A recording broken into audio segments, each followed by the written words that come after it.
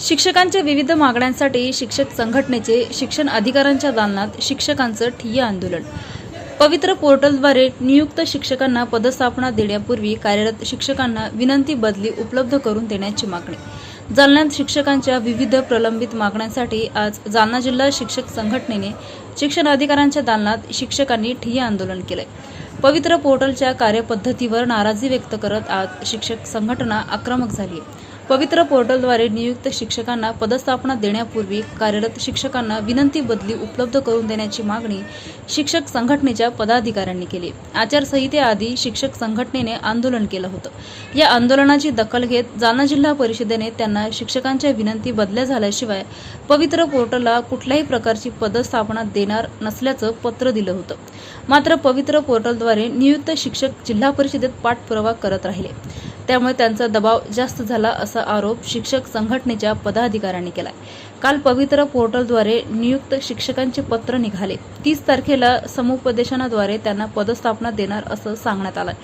पवित्र पोर्टलद्वारे नियुक्त शिक्षकांना पदस्थापना देण्यापूर्वी कार्यरत शिक्षकांना विनंती बदली उपलब्ध करून देण्याची मागणी यावेळी जिल्हा शिक्षक संघटनेच्या पदाधिकारी शिक्षकांनी केली आहे। याला विरोध करत शिक्षक संघटनांनी जिल्हा परिषदेत शिक्षण अधिकारी कैलास जातखेड यांच्या दालनासमोर ठिय्या आंदोलन केलंय। जोपर्यंत मुख्याधिकारी आदी जिल्हांतर्गत बदली, प्रमोशन आणि समायोजन असा शासनानं ठरवून दिलेल्या क्रमानुसार पत्र काढत नाही, तोपर्यंत हे आंदोलन असं सुरू राहणार असल्याचा इशारा यावेळी आंदोलक शिक्षकांनी दिला आहे।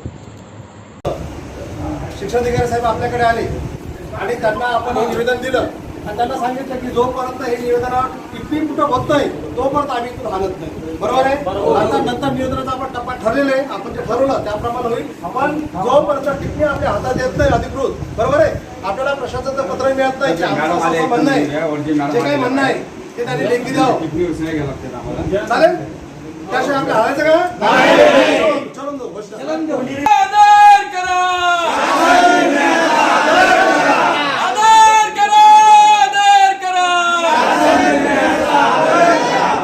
सर, तुमचं काय ठिय्या आंदोलन चालू आहे आज? काल जिल्हा परिषदेने चुकीचा निर्णय घेऊन पवित्र पोर्टलवरील नवनियुक्त शिक्षकांना पदस्थापना देण्याचा घाट घातलेला आहे। वास्तविक पाहता दिनांक 21 जून 2023च्या शासन निर्णयानुसार आधी बदल्या, प्रमोशन, समायोजन आणि नंतर आंतरजिल्हा बदलीने आलेल्या शिक्षकांना पदस्थापना देणे, सर्वात शेवटी बदली पोर्टलवरील शिक्षकांना नियुक्त्या देणे अपेक्षित आहे।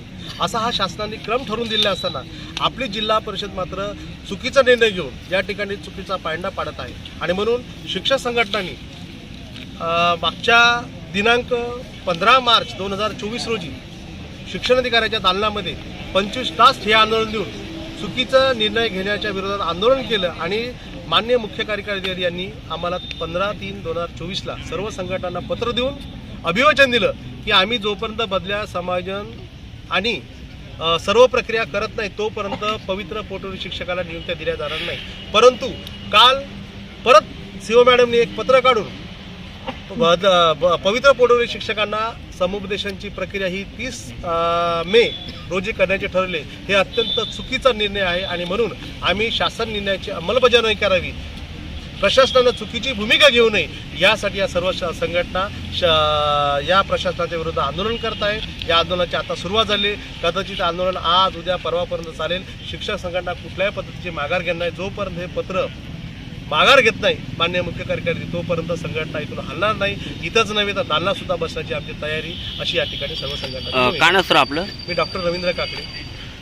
कोणती संघटना आहे? मी अखिल महाराष्ट्र प्राथमिक शिक्षक संघाचा जिल्हाध्यक्ष जिल्हाध्यक्ष आणि या सर्व समन्वय समितीमध्ये मी सुद्धा एक पदाधिकारी अध्यक्ष आहे।